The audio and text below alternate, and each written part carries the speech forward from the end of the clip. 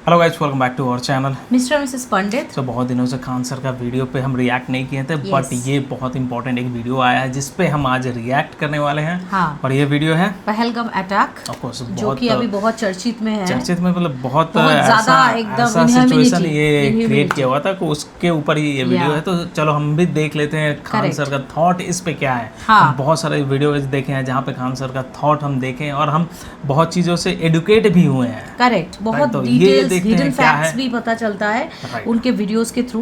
Overall हम लोगों को पता है कि क्या हुआ है, क्योंकि ये एक नेशन वाइज एक इशू बन गया है। एंड हम आशा रखते हैं कि पाकिस्तान के ऊपर कब अटैक हो और ये जो चीज हुआ है उसका बदला हम चाहते हैं। That's it. ओके, तो देखते हैं। हाँ, तो ये देखते हैं पहलगाम अटैक खान सर का जुबानी कैसा रहता है। ये वीडियो स्टार्ट करते हैं, बट उससे पहले if you new to this channel guys, please do subscribe us and also click on the notification bell. Yes, and also please follow us on Instagram. या तो चलो शुरू करते हैं। जय हिंद। देखिए, कश्मीर का बैसरान घाटी जो है ये बहुत ही अपने सुंदर दृश्य के लिए प्रसिद्ध है, इसीलिए इसे मिनी स्विट्जरलैंड कहा जाता है। जिस कारण इस जिले में बहुत ज़्यादा, इस घाटी में बहुत ज़्यादा भारत के अन्य राज्यों से सैलानी पर्यटक घूमने जाते हैं। ये पहाड़ों से घिरा हुआ है। इन पहाड़ों के बीच में घाटियां हैं, जो दूर में यहाँ पे पूरी तरह से बर्फ से ढकी पहाड़ियाँ हैं। ठंड का दिन आता है तो इस पर बर्फ़ की एक चादर पड़ जाती है, जो बहुत ही मनोहर दृश्य दिखता है। और इसके सामने ऊंची ऊंची चोटियाँ हैं। गर्मी के दिन में, जैसे अभी के वर्तमान समय में, पूरा हरियाली छा जाता है, और ठंड के दिन में इसमें बर्फ़ जम जाता है। ऐसे ही बहुत सारे सैलानी यहाँ घूमने गए थे। हालांकि ये जगह बहुत ही प्रसिद्ध है। पहलगांव जो जगह है, पहलगांव में ये घाटी है। पहलगांव जो जगह है वहाँ से ये घाटी लगभग आधे से 1 घंटे के डिस्टेंस पे। पहाड़ों पर ज़्यादा दूरी नहीं होती है, लेकिन घुमावदार रास्ता के होने की वजह से दूरियां बढ़ जाती हैं। तो यहीं पर जब अमरनाथ की यात्रा शुरू होती है, अभी 2 जुलाई से अमरनाथ की यात्रा शुरू होने वाली है, तो इस पहलगांव को एक बेस कैंप के रूप में यूज किया जाता है। जो श्रद्धालु हैं वो श्रद्धालु वहीं है जो बेस कैंप के रूप में रुकते हैं, ताकि बाबा अमरनाथ की दर्शन कर सके। यहीं पर बहुत सारे इस बार पर्यटक रुके हुए थे। सब पहलगांव से थोड़ी दूरी पर है। पहलगांव से ये आपका बैसरान घाटी ये बहुत ही प्रसिद्ध है, लेकिन इसी पे कुछ आतंकवादी आए और उनको मार दिए सब, और इतने निर्मम तरीके से हत्या किए सब। इन आतंकवादियों ने, पाकिस्तान के जन्माए इन आतंकवादियों ने भारत पर हमला किया, क्योंकि इनके बाप की औकात नहीं है कि भारतीय सेना के पास आके लड़ सके। तुम्हारे अब्बा जो थे ना, 93,000 फौज हारे थे, साले तुम्हारे बाप भी उसमें शामिल हो गए।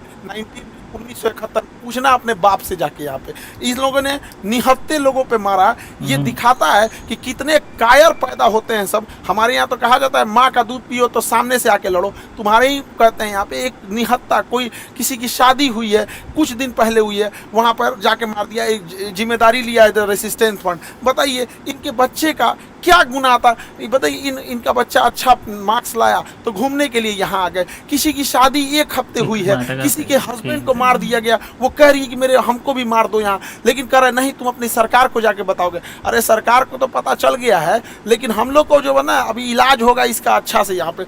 बताइए, इस महिला के साथ इसके बच्चे को मार दिया गया। जब इंडियन आर्मी पहुंची तो फौज के ड्रेस में आतंकवादी थे सब। ये महिला समझ नहीं पाई, फौज को देख के रोने लगी। इनको लगा कि ये भी कहीं आतंकवादी तो नहीं है, तो उन लोगों ने बताया कि हम इंडियन आर्मी से आपकी मदद करने के लिए आए हैं। अरे कायर हो, एक तो तुम निहत्ते पे हमला करते हो, उसके बाद से तुम इंडियन आर्मी का ड्रेस पहन लेते हो। यही ना तुम लोग की कायरपन है। खैर, पड़ोसी की औलाद हो लोग, साले तुम लोग की तो इतनी औकात नहीं जो इंडियन आर्मी से लड़ सको। लड़े तो थे एक बार, यही हुआ था। हालांकि हम लोगों ने अभी ऑपरेशन टिक्का प्रारंभ किया है, रेस्क्यू ऑपरेशन चल रहा है। कुछ आतंकवादी मार दिए भी गए हैं, अभी आगे भी कार्रवाई चल रही है। लेकिन इससे क्या होने वाला? अभी मोदी जी सऊदी अरब के दौरे पे थे, तब तक ये घटना हुई, तो सऊदी अरब के दौरे को बीच में ही कैंसिल करके आए और एक सर्वदलीय मीटिंग भी बुला रहे हैं, जिसपे कि पूरी तरह से निर्णय लिया जाएगा कि इसका क्या फाइनल इलाज किया जाएगा। लेकिन इस चीज़ को समझिए कि इसके पीछे हाथ किसका किसका हो सकता है। पाकिस्तानी ये है ये पाकिस्तान वालों, पहले सुनो, ये तुम्हारा सेनापति, ये सबसे बड़ा चोर आदमी है। लंदन में इसकी बहुत बड़ी प्रॉपर्टी है। अमेरिका में अपने बच्चों के लिए फार्म हाउस खरीद के रखा, पता करा लेना तुम लोग यहाँ पर। 1 से 1 करोड़पति। ये ISI में था,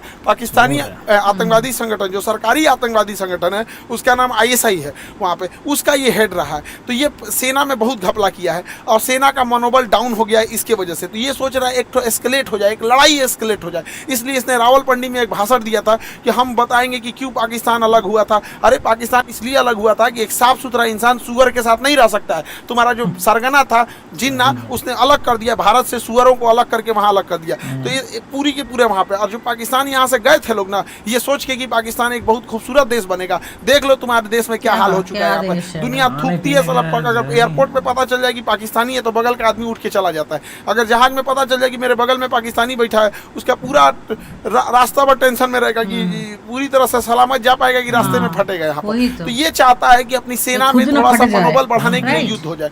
दूसरा, पाकिस्तान में इसने क्या किया, इमरान खान को गिरफ्तार करा दिया। इमरान खान पहले क्रिकेटर थे, पूरी दुनिया घूमे थे, पाकिस्तान के अन्य प्रधानमंत्रियों की तुलना में ज़्यादा सोच समझ रखने वाला था, तो इसको जेल में भेजवा दिया मेरे चचवा को। अभी यहाँ पे गृह युद्ध हो गया। तो आसिम मुनीर का यही सोचना है कि अगर भारत से थोड़ी बड़ी भी लड़ाई हो जाती है तो सेना ये अपना बन बजा लेगा कि देखो हम हैं तो पाकिस्तान को बचा के रखे हुए, वैसे भी पाकिस्तान मरेगा, बकरी की अम्मा कब तक खैर मनाएगी यहाँ। दूसरा एक और चीज़ है क्या है कि इंडिया चाइना और अमेरिका के बीच में जो ट्रेड वार हुआ है, तो चाइना के ऊपर 245% लगा दिया गया है टेरिफ, जिस वजह से बहुत सारे व्यापारी अब इंडिया की ओर मूव करेंगे। तो चाइना की भी चाल है, वो पाकिस्तान के थ्रू भारत में हमला करा रहा है ताकि बड़े व्यापारी इंडिया में इस मौके को ना सके, क्योंकि जो बहुत बड़े व्यापारी होते हैं ना, तो करोड़ों करोड़ों में डील करते हैं, 200 करोड़ 400 करोड़, तो वो देखते हैं किस देश में शांति है। इसलिए देखिएगा सिंगापुर देखिए, दुबई देखिए, कोरिया देखिए, जापान देखिए, यहाँ हमेशा शांति रहता है, तो वैसे ही देखते हैं। तो चाइना को लगता है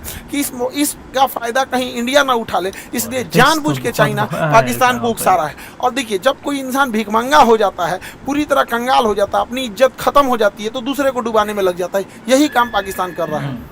ये आतंकवादी आए और वहां पर्यटकों के ऊपर गोली चलाने लगे। आतंकवादियों के मंसूबे को समझिए, गोली मारे हैं उनके मंसूबा को समझिए। गोली मारने के बाद महिला को कहती है कि हमें भी मार दो, तो कहता है कि नहीं, तुम्हें नहीं मारेंगे, तुम जाके अपनी सरकार को बताना। मतलब इन्हें पता है कि ये सरकार को बात बताया जाएगा। दूसरी बात, जाति धर्म पूछा गया, हिंदू हो कि नहीं, कलमा पढ़ो। और उसके बाद कोई लोग कह रहे हैं कि आतंकवादी का धर्म नहीं होता है। कलमा कौन धर्म का आदमी पढ़ाता है जी? हाँ, इतनों में आंख नहीं खुल रहा है यहाँ पे, एकदम शर्म लिहाज घोल के पी गए हैं, किसी के सामने निहत्थे को मार दिए हैं। इससे कश्मीर में जो सबसे बड़ी समस्या आएगी, हम लोगों को जब धारा 370 हटा था तो 5 साल लग गए ये चीज़ों को नॉर्मल पटरी पे लाते हुए, उसको 5 मिनट में सब रौंद के चला गया। साहब कौन पर्यटक वहाँ जाएगा? पर्यटक जिनके पास ज़्यादा पैसे होते हैं वही लोग। गरीब आदमी का मतलब पर्यटन मतलब कौन सी होता है? ननिहाल चल जाता है, पर्यटन मतलब हो गया नानी के घर घूम लिया, हो गया पर्यटन हो गया है। लेकिन ये लोग जो जा रहे थे भारत के अन्य हिस्सों से, अभी उन पे क्या बीतेगी? पूरा मनोबल तोड़ के रख दिया। ये सब अपने मंसूबे में कामयाब हो रहे हैं। इससे क्या होगा बताइए? पहलगांव में ना कोई फैक्ट्री है, ना कोई इंडस्ट्री है, कुछ है ही नहीं है, पर्यटन से ही इनकम होता है। तो इन लोग की इनकम डूबेगी, जब इनकम डूबेगी गरीबी आएगी, अनएम्प्लॉयमेंट बढ़ेगा। और यही पाकिस्तान चाहता है कश्मीर में भयानक गरीबी आए, क्योंकि जब गरीबी आ जाती है, इंसान के पास एकदम गरीबी आ जाएगी, तो फिर इंसान देखता है कि हमारा पेट कैसे भरेगा। अब यही पाकिस्तानी उन्हें हथियार थमाते हैं सब। तो एक और वो दिखाते हैं सब, देखो कश्मीरी तुम्हारे साथ है। आज कश्मीर वाले देखो तुम्हारे साथ कौन खड़ा है, अपने आप से पूछ के देखो ना कश्मीर वालों, कि अगर पाकिस्तान हमारे कश्मीर के पीछे नहीं पड़ा रहता तो आज जिस तरह गोवा डेवलप है, आज जिस तरह सिंगापुर डेवलप है, ठीक उसी तरह से जम्मू कश्मीर भी डेवलप रहता।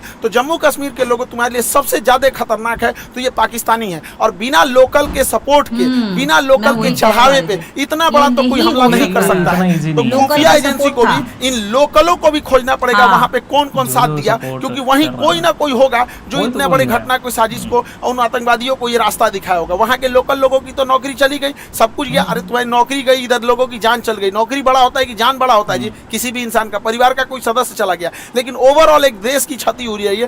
पूरी देश, पूरी दुनिया इस पे क्या करेगी?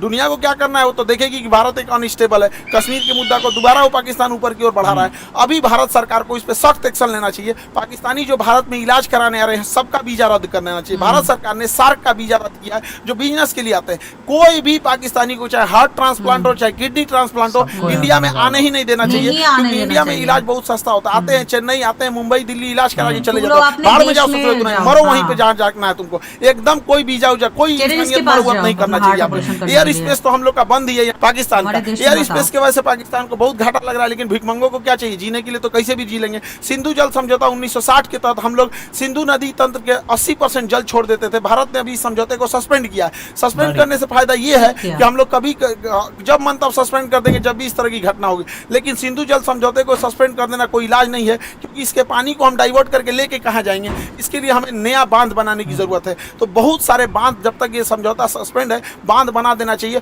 और पाकिस्तान के पूरे पानी को रोक लेना चाहिए। और गर्मी के दिन में पूरा पानी रोक ले, और जब बरसात का समय आएगा तो पाकिस्तान तब तक तो गर्मी में पूरा जल चुका रहेगा, बरसात के समय आएगा जब पूरा लबालब होगा तो बांध खोल दे, एगो सुखा के मारो फिर दहवा के मार दो। यहाँ पे दोनों करना पड़ेगा। इंसानियत को लांग दिया है पाकिस्तान ने।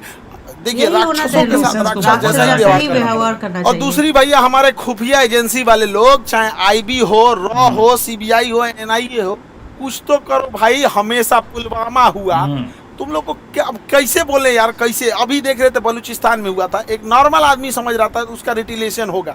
ये क्या इंटेलिजेंस आता है हम लोग का? पुलवामा हो जाता है, संसद पर अटैक हो जाता है, ताज होटल पे हमला हो जाता है, अमृतसर पे हो जाता है, पठानकोट पे हो जाता है, क्या हो रहा है? उरी पे अटैक हो जाता है। अरे कभी तो पहले इंटेलिजेंस लाया जाए। हम मानते हैं कि इंटेलिजेंस बहुत लाते हैं आप लोग, लेकिन थोड़ा और एक्टिव होने की जरूरत है। मोसाद की तरह होना चाहिए, CIA की तरह होना चाहिए, चाइना की एजेंसी की तरह होना चाहिए। वहाँ और जरूरत है इस चीज़ों को। भारत सरकार को इस पर और संजीदगी से कदम उठाना चाहिए। और इस हमले के बाद केंद्र सरकार एगो सर्जिकल स्ट्राइक करेगी। देखो सर्जिकल स्ट्राइक जरूरी है, लेकिन सर्जिकल की स्ट्राइक कोई इलाज नहीं है। सर्जिकल स्ट्राइक हमेशा सेना करते रहती है। 50 को आतंकवादी मार देंगे तो क्या भरपाई हो जाएगा? हमारे 28 मासूम लोग मारे गए, इसकी भरपाई 50 को सैनिक। 50 को मतलब क्या होता है? पाकिस्तानी एगो मिलकर 50 को जन्म दे देगा। एगो पाकिस्तानी 4 को बियाह करेगा, 1 2 3 4, 4 को बियाह करेगा। एगो पाकिस्तानी एगो से 15 को पैदा करेगा, 15 चौक को 60, एगो से मिलकर 60 को जन्मा देगा।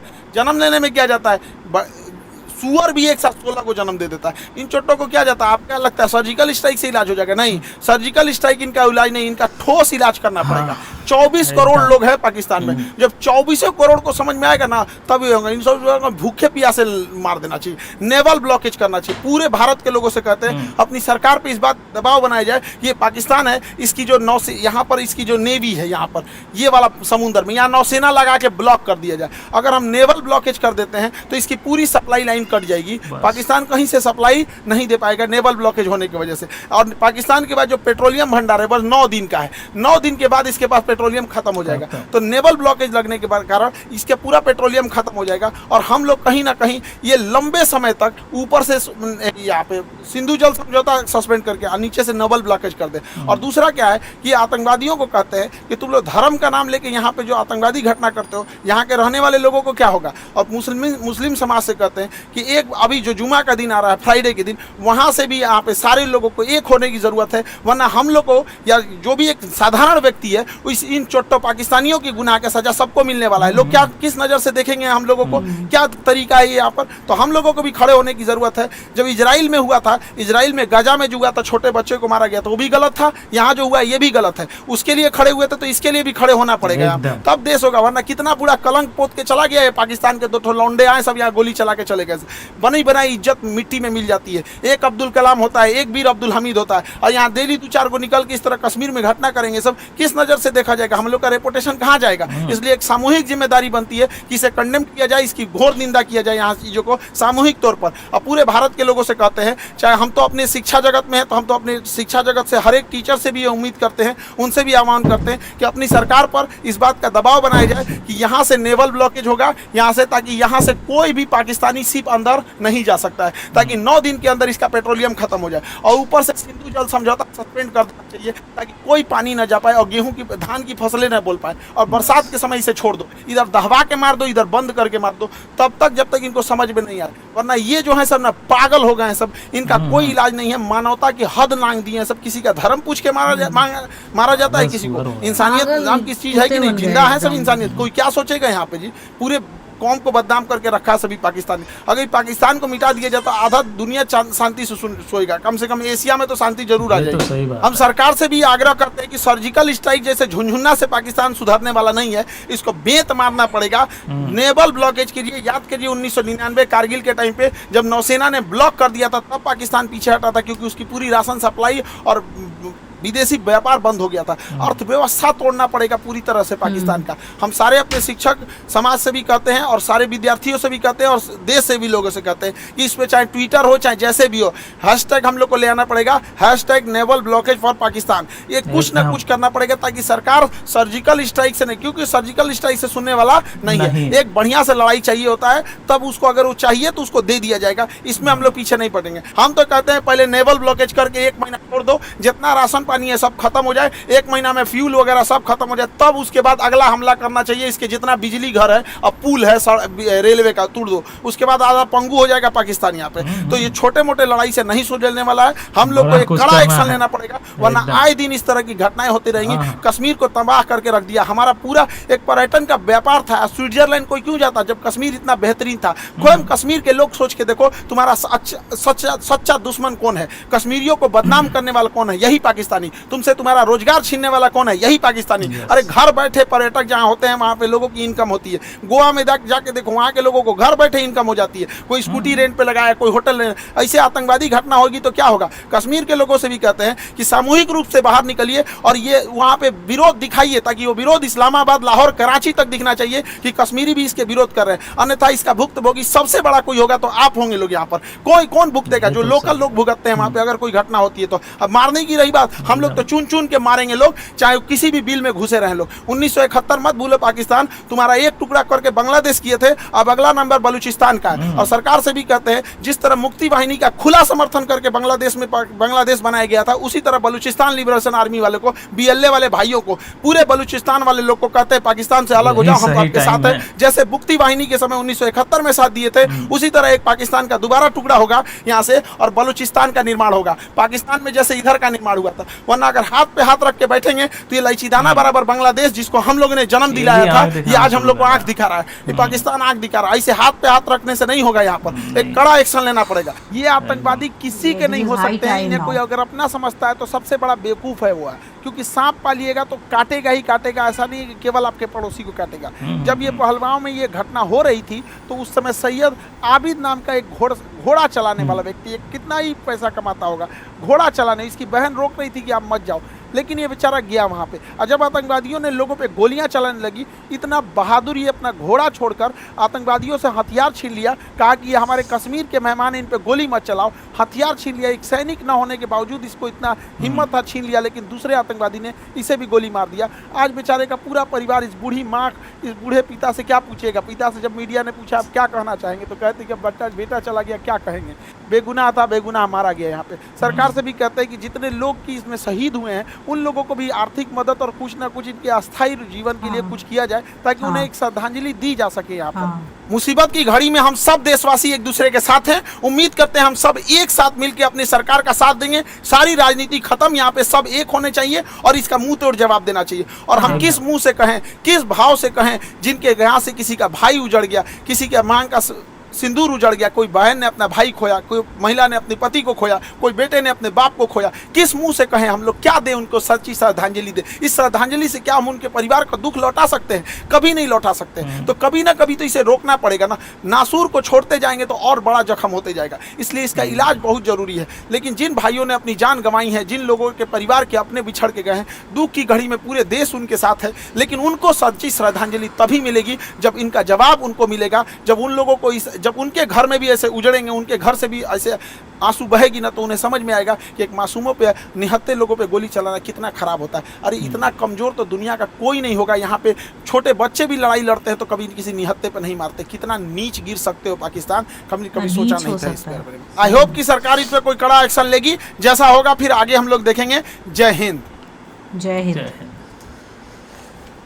ये जो सर पूरा हमारे दिल के बात बोले। Exactly. हम जो सोचते हैं वो इतना वर्डिंग लगा के हम उतना अच्छे से एक्सप्लेन नहीं कर पाते हैं इनके जैसा, क्योंकि ये टीचर इंसान है तो इनके पास बहुत नॉलेज है, एक्सप्लेन करने का वो ताकत है। एंड मतलब जो इलाबोरेशन वो देते हैं सुन के मैं मोहित हो जाती हूँ। मतलब सही में हमारा जो थॉट है वो पूरा वो बयान किया है। एग्जैक्टली जो हमारा थॉट है कि पाकिस्तान को इस बार तो बहुत अच्छे से सबक सिखाना चाहिए, चाहे जैसे भी हो, जो भी स्ट्रैटेजी लगाना। खान सर अपने तरीके से जो भी उनको समझता उस तरीके से अपना स्ट्रैटेजी वो बताएं। लेकिन अगर स्ट्राइक करके कुछ नहीं होने वाला, छोटा मोटा एक दो चीज कुछ नहीं होने वाला, उन लोगों को मतलब सब चीज में ब्लॉक कर देना ही चाहिए, ताकि वो लोग लॉन्ग टर्म सोल्यूशन चाहिए। ये लॉन्ग टर्म सोल्यूशन है, शॉर्ट टर्म नहीं कि एक बार 10-15 लोगों को वहाँ पे सैनिकों या फिर 10-15 टेररिस्ट को मार दिए और सब चुप हो जाएगा, ऐसा नहीं होगा। ढूंढ के ये देखना चाहिए कि इंडिया में कौन पाकिस्तान प्रेमी लोग बैठे हुए हैं, उन लोगों को भी ढूंढ के एकदम निकाल के पाकिस्तान में भेज देना चाहिए, क्योंकि इधर बैठ के वो लोग पाकिस्तान का गुण कीर्तन और पाकिस्तान का सपोर्ट करते हैं, तो इधर क्यों बैठे हुए हो, तो पाकिस्तान में जाओ, उधर तो तुम लोगों को कुत्तों जैसा मौत मार देगा, फिर इसीलिए तो इधर बैठे हो, इधर मत रहो। इंडिया में रहना है तो इंडियन जैसा बन के रहो और इंडिया के लिए प्यार बरसाओ, राइट। ये होना चाहिए, क्योंकि मुझे तो यही चीज का गुस्सा आता है कि इंडिया में जो रहते हैं ना, वो मतलब उनमें से मतलब मुस्लिम में से बहुत लोग ऐसे हैं, सब मैं नहीं कह रही, बहुत लोग ऐसे के पाकिस्तान का सपोर्ट करते हैं। मुझे दिक्कत उसी चीज का है, वही लोग हैं जो लोकल कश्मीर का जो है ना ये सपोर्ट करते हैं, वही लोग उन लोगों को एंटर करने में, हाँ एंटर करने में मदद किया। और इसीलिए क्योंकि इतना सिक्योरिटी है कश्मीर में, मैं गई हुई हूँ 2013 में, उस टाइम भी मतलब ये जगह पे भी मैं गई हुई हूँ जहाँ पे ये अटैक हुआ था, राइट। तो चारों तरफ इंडियन आर्मी प्रोटेक्शन दे रहे हैं हम लोगों को, देख के भी अच्छा लगता था कि इतना सुंदर नज़ारा, इतना एकदम भूस्वर्ग जिसको बोलते हैं, और हमारा प्रोटेक्शन के लिए भी इंडियन आर्मी खड़े हुए हैं। बट इंडियन आर्मी के भेस में टेररिस्ट कैसे आ सकता है, क्योंकि वो भी अंदर का लोग ही किया हुआ, वो तो है, किया है। और नो डाउट इसमें इंटेलिजेंस का फेलियर है, गवर्नमेंट का इसमें भी रेस्पॉन्सिबिलिटी है। और नो डाउट ये भी एक क्वेश्चन है कि वहाँ पे आर्मी उस टाइम पे, उस पर्टिकुलर टाइम पे क्यों नहीं है, ये क्वेश्चन तो होना ही चाहिए गवर्नमेंट से। जो फेलियर है ऑफ कोर्स, ये सब पे ध्यान देना पड़ेगा और जो भी होगा, लेकिन अब उसके बाद अब पाकिस्तान को सबक तो दिखाना है कि ऐसा होना चाहिए कि कश्मीर में बिना आर्मी के घूम पाए। जैसे हम नॉर्मल सिटी, दिल्ली हुआ, मुंबई हुआ, कोलकाता हुआ, गोवा या फिर कोई बैंगलोर, टूरिस्ट स्पॉट छोड़ो ना, कहीं भी इंडिया के कहीं भी हम फ्रीली घूम पाते हैं। आर्मी वगैरह तो हम नहीं देखते ना, कश्मीर को भी हम वैसा ही देखना चाहते हैं कि वहाँ भी कोई आर्मी और कुछ नहीं चाहिए, आराम से फ्रीली लोग घूम सके, राइट। किसी को कोई टेंशन नहीं कि वहाँ जाएंगे तो क्या होगा, क्या हो जाएगा। लेकिन सीरियसली लोग अब से मतलब कभी भी कोई प्लान अगर कश्मीर के लिए बनाते हैं, वो 10 बार सोचेंगे कि जाऊँ कि नहीं जाऊंगा, राइट। हम तो सोचे थे कि हम नेक्स्ट ईयर जाएंगे, लेकिन हम हमारा प्लान पोस्टपोन कर दिए, मतलब कैंसिल ही कर दिए। मुझे लग रहा है हम जाएंगे 5 साल, क्या मैं जाऊंगी नहीं कश्मीर में, बहुत मुश्किल हो जाएगा। अगर ये ऐसा कुछ मतलब देखती हूँ कि बहुत अच्छा कुछ एक स्टेप लिया है, तभी जाके मैं सोचूंगी, क्योंकि कश्मीर हमारा देश का हिस्सा है और मैं भी चाहती हूँ उसको एक्सप्लोर करना, क्योंकि मैं 2013 में ऑलरेडी जा चुकी हूँ, अभय नहीं गए हैं, और मैं चाहती हूँ कि मैं अपने हस्बैंड के साथ जाऊँ, क्योंकि मैं अपने पेरेंट्स के साथ गई थी। और कश्मीर एक ऐसा जगह है कि वो मतलब लवर्स के साथ या कपल लोग के लिए बहुत सुंदर एक प्लेस है, राइट, बहुत मेमोरेबल है, नहीं कहते। तो देखो ना, जो मर गए वो भी तो न्यूली वेडेड, बहुत सारे भी गए थे, राइट। मतलब जब ये न्यूज आया ना, मैं मतलब शॉक्ड हो गई सबके लिए, कितना मतलब दर्दनाक मौत उन लोगों को दिया, इतना घटिया तरीके से कि उन लोगों का धर्म पूछा, उन लोगों का पैंट उतारा गया, मतलब इतना नीच कोई हो भी सकता है। ये पाकिस्तान का कुछ इलाज पता चलता है। सीरियसली तो seriously we are waiting actually कि क्या डिसीजन होगा एंड क्या बड़ा स्टेप होने वाला है। हम बदला चाहते हैं, that's it. As a true Indian हम चाहते हैं कि इसका मुंह तोड़ जवाब दिया जाए और जस्टिस मिले हमारे सरकार से, और जस्टिस मिले। जो भी फैमिली भुगत रही है, अभी भी भुगत रहे, और ये पूरा दुनिया मतलब पूरा जिंदगी भर वो भुगतेंगे। घर का बेटा चला गया किसी का, इस चीजों का अगर जस्टिस नहीं मिला तो गोइंग फॉरवर्ड फिर से ये लोग कुछ ना कुछ अटैक करते रहेंगे। तो हमारे चैनल के थ्रू अगर कोई लीडर्स हमारा चैनल देख रहे हैं, लाइक यू नो मोदी सरकार का, या फिर कोई भी बड़े इंसान अगर कोई देख रहे हैं, तो हम यही चाहते हैं कि प्लीज हमारे थ्रू हमारा मैसेज यही है कि आप जस्टिस दो। कुछ भी करके पाकिस्तान बहुत ज़्यादा उड़ रहा है, उनको सबक सिखाओ ताकि ये इंसिडेंट दोबारा और ना हो। That's it. तो और खान सर का एक्सप्लेनेशन तो क्या ही बताए, हम फिर से दीवाना बन गए इनके मतलब बहुत कुछ जानते भी थे, बहुत कुछ जानने भी मिला, और उनका वे में जैसे दिल की बात पूरा ये पाकिस्तान को कोसते हैं, जैसे हम लोग भी कोसते हैं, वो भी कोसते हैं, वो मतलब रिलेटेबल होता है। खैर चलो देखते हैं, और गोइंग फॉरवर्ड इंडियन गवर्नमेंट क्या करते हैं, क्या क्या स्टेप्स उठाते हैं। नो डाउट आई नो कि ये बहुत जल्दी होगा अभी प्रेडिक्ट करना कि आज ही अटैक क्यों नहीं कर दी, इतना ये नॉट एन इजी, बट सब चीज़ स्ट्रैटेजी, सब अपना सेफ्टी देख करके अभी अगर अटैक कर दी तो उधर से भी अचानक से बहुत सारे अटैक आने लगेंगे, तो अपने जो लोग हैं उन पे भी इफेक्ट कर रहे हैं। नो डाउट हम उनके लोगों को मारेंगे, लेकिन अपने लोगों पे भी इम्पैक्ट पड़ेगा। तो नो डाउट थोड़ा सा सही ढंग से थोड़ा स्ट्रैटेजी मेंटेन करके उनको बर्बाद करना, दैट्स इट। वही तो बस यही रहा आज का वीडियो गाइज। अगर आपको हमारा एक्सप्लेनेशन पसंद आता है या हमारा थॉट सबको अच्छा लगता है, रिलेट कर सकते हैं आप, तो प्लीज़ गाइज हमें थोड़ा सा सपोर्ट करके सब्सक्राइब कर दीजिएगा। And also please click on the like button to like this video and share this video to friends and family. See you in the next video, till then bye.